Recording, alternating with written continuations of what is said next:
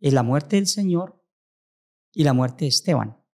Usted mira la muerte de Esteban, y Esteban cuando estaba recibiendo las piedras, eso también duelen, porque van quebrando huesos, van rompiendo. Eso es una tortura. Es una muerte lenta. Entonces, Esteban, dice la Biblia, que en el espíritu, o sea que a él no lo desamparó el Padre en el último momento. Exacto, exactamente. A eso me refería yo. Dice que estaba en el espíritu y pudo levantar los ojos y decir, veo el cielo abierto. Amén. Y la gloria de Dios. O sea, vio el trono del Padre. No al Padre, porque él nadie lo ve.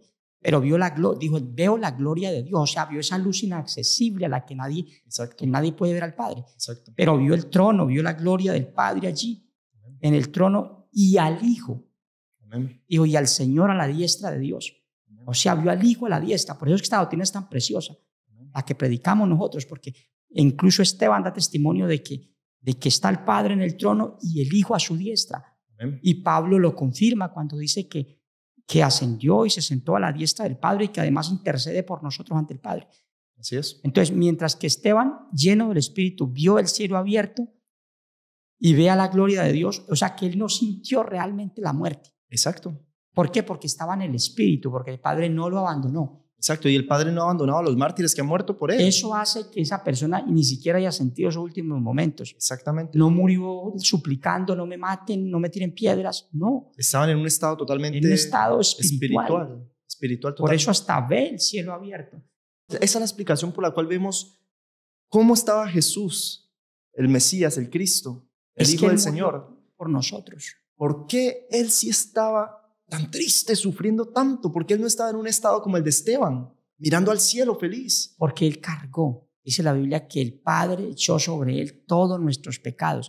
Exacto. Esa es la diferencia. Mientras que Esteban había sido limpio por la sangre del que murió primero, que fue Cristo Jesús. Entonces, él estaba limpio delante de la presencia del Padre. No porque Esteban era santo por sí mismo, sino porque la sangre de nuestro Señor lo había limpiado por la fe que él tenía en Jesús, el Cristo.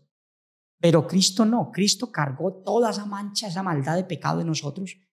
Y la Biblia dice, maldito todo varón que muere colgado en un madero. ¿Por qué? Porque el que muere colgado en un madero es porque es un homicida, porque es el peor delincuente de todos. Amén. Entonces, y él cargó, dice la Biblia, que el Padre echó sobre él, sobre el Hijo, echó todas nuestras culpas, todos nuestros pecados. Entonces, por eso es que el Padre abandona temporalmente al Hijo.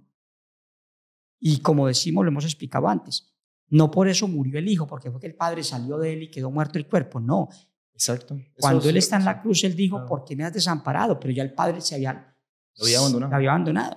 Y por eso él sintió la muerte tan trágica. Por eso. Porque no estaba como Esteban, que estaba lleno del Espíritu de Dios.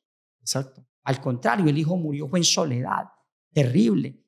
En soledad total. Sintió el dolor, sintió toda la agonía de la muerte, el martirio.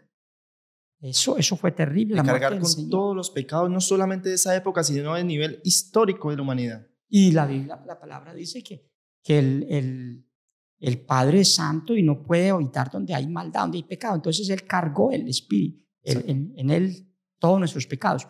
Obviamente, luego dice la Biblia que fue justificado en el Espíritu, pero no en la carne. En cambio, Esteban sí. Esteban estaba lleno del Espíritu Santo. Amén.